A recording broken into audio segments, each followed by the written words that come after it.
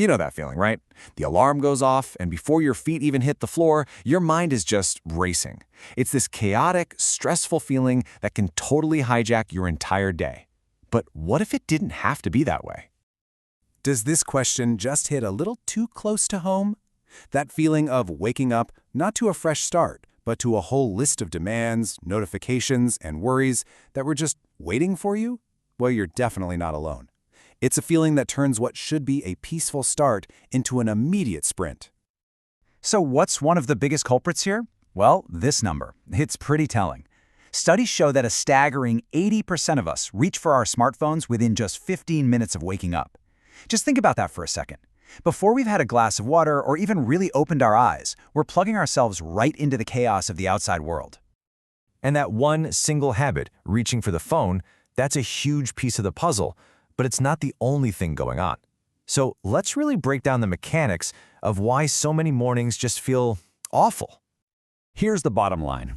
When you immediately check your email, scroll through social media, or get hit with the latest news, you are not starting your day on your own terms. Nope. You're literally inviting stress, distraction, and everybody else's priorities to dictate your mood from the very first minute. It puts you in a totally reactive state instead of a proactive one. And it's not just a matter of willpower either. There's some really fascinating biology at play here. Let's take a look at the science behind why we're so vulnerable to stress first thing in the morning. It really comes down to something called the cortisol awakening response. See, your body naturally pumps out its highest levels of cortisol, that's the stress hormone, in the first hour you're awake. It's actually an ancient survival mechanism designed to get you alert and ready for the day. But it also means you are biologically primed to feel more anxious. And get this, our relationship with our phones has become so intense it actually has a name. It's called nomophobia, which is short for no mobile phone phobia, and it's now recognized as a real modern-age phobia. It's that feeling of panic when you can't find your phone or you see the battery's about to die. And this isn't just some casual term somebody made up. Research confirms this fear can genuinely negatively affect a person's life. Now imagine layering that anxiety on top of your morning cortisol spike. It's the absolute perfect storm for a stressful start, and it just shows how deeply these devices have worked their way into our psychology.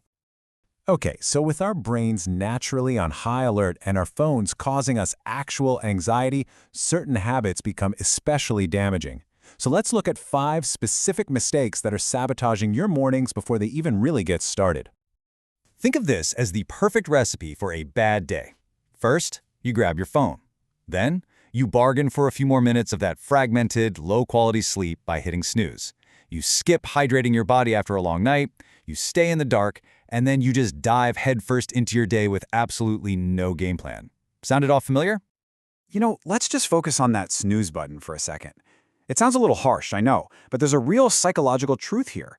By setting an intention to wake up and then immediately breaking that promise to yourself, you're subconsciously starting the day with a tiny act of self-betrayal. It's not a great way to build any kind of positive momentum. But here is the good news. None of this is permanent. Not at all. We can absolutely take back our mornings. So let's look at how to flip the script and reclaim that crucial first hour of the day.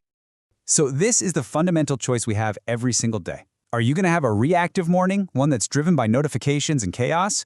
Or are you going to have a proactive one, driven by intention, by light, and by a clear plan? I'm telling you, the impact on the rest of your day will be night and day. So let's talk about that first step, hydration. After hours of sleep, your body's really dehydrated. So instead of reaching for coffee right away, try one of these. Warm lemon water can help with digestion. Green tea gives you a nice, gentle metabolic boost, and herbal teas can just soothe your system. It's such a simple switch, but with really big benefits. Okay, next up, let there be light. Seriously, opening your blinds is one of the most powerful signals you can send to your brain. This exposure to natural light helps regulate your circadian rhythm. That's your body's internal clock, basically telling it to stop making sleep hormones and start the day. So what do you do instead of grabbing your phone? Well, try one of these. You don't need some complex hour-long ritual. Just 5 minutes of quiet meditation, reading a few pages from an actual book, or just jotting down your thoughts can create this powerful buffer against the day's stress.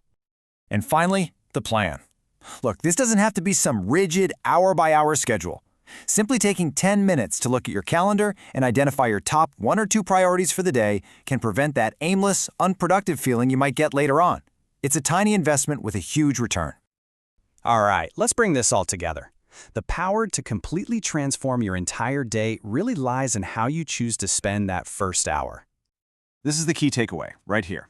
A great day doesn't just happen by accident, it's designed. And that design starts with the foundation you lay in the morning. By being intentional with those first 60 minutes, you are setting the trajectory for a day of focus, calm, and success.